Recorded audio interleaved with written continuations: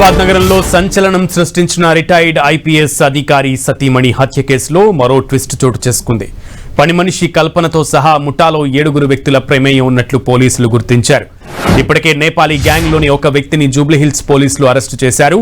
అటు ముంబాయిలో పట్టుబడిన సునీల్ పరియార్ అనే వ్యక్తిని విచారించిన పోలీసులు పలు కీలక విషయాలు రాబట్టారు.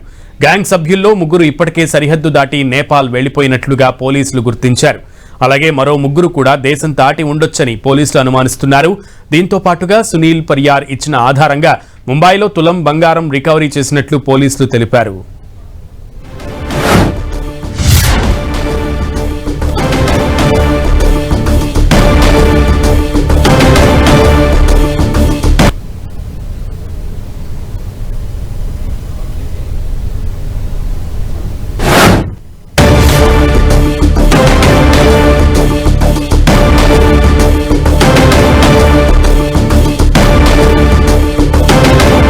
అటు నేపాలీ నిందితుల కోసం స్పెషల్ సిట్ ఏర్పాటు చేశారు అధికారులు. 20 మందితో స్పెషల్ టీం ని ఏర్పాటు చేశారు సిపి సజ్జనార్.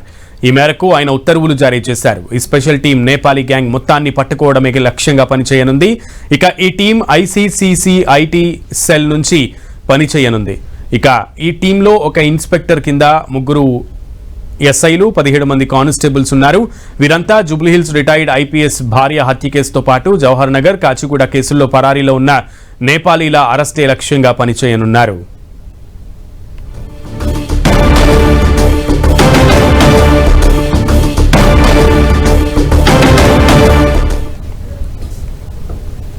నేపాలీ గ్యాంగ్ మొత్తాన్ని కూడా పట్టుకోవడమే లక్ష్యంగా ప్రత్యేక సిట్ ని ఏర్పాటు చేశారు సిపి సజ్జనార్. దీనికి సంబంధించి పూర్తి సమాచారం మా ప్రతినిధి కిరణ్ అడిగి తెలుసుకుందాం. కిరణ్,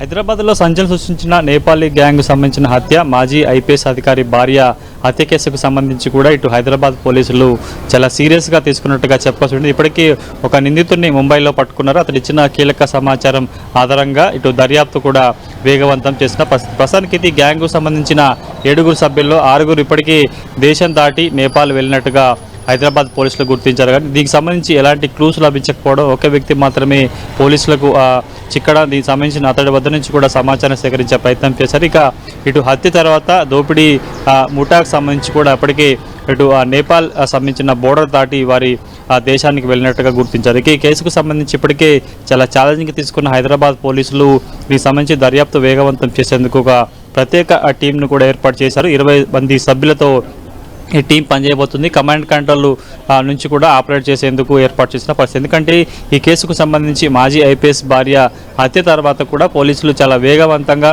ఇటు దేశంలోని వివిధ ప్రాంతాలకు సంబంధించి ప్రధాన నగరాలతో పాటు నేపాల్ బోర్డర్ వద్ద కూడా ప్రత్యేక గస్తీ కాశారు. ప్రత్యేక టీమ్స్ను కూడా అక్కడికి పంపించిన పరిస్థితి కనిపిస్తుంది. అప్పటికే వారు దేశం దాటి విడిచిపోయినట్టుగా ఇటు పోలీసులు కూడా గుర్తించారు. కేవలం వీరు దోపిడీ తర్వాత, హత్య చేసిన తర్వాత కూడా ఎవరికి వారు టీమ్స్ వైడ్గా విడిపోయి వివిధ ప్రాంతాల్లో కూడా వారికి సంబంధించిన బంగారు వస్తువులను అమ్మేసి ఆ తర్వాత కూడా వాటాలు పంచుకొని కూడా వెళ్ళిపోయినట్టుగా గుర్తించిన పరిస్థితి కనిపిస్తుంది. కాబట్టి కీలకంగా వ్యవహరించిన కల్పన అనే మహిళకు సంబంధించి కూడా ఇప్పటికే ఆమె దేశం దాటి విడిచిపోయినట్టుగా ప్రాథమికంగా నిర్ధారణకు వచ్చారు హైదరాబాద్ పోలీసులు. కానీ ఈ కేసుకు సంబంధించి ఎటువైపు వెళ్ళినా కానీ ఎలాంటి క్లూస్ లభించకపోవడం, ఒక వ్యక్తి మాత్రమే ముంబైలో వాళ్ళ ఆచూకీ కనుగొన్న నేపథ్యంలో ప్రస్తుతానికైతే అతడిచ్చిన క్లూస్ ఆధారం కూడా దర్యాప్తు కొంత వేగవంతం చేశారు. కానీ ప్రస్తుతానికైతే ఈ 6 సభ్యులు మహిళతో పాటు మరికొంతమంది ముఠా సభ్యులు కూడా ఇప్పటికే ఆ దోపిడీ తర్వాత కూడా వివిధ మార్గాల్లో దేశం వదిలి వెళ్ళిపోయినట్టుగా హైదరాబాద్ పోలీసులకి కొంత సమాచారం ఉంది. కానీ ప్రస్తుతానికైతే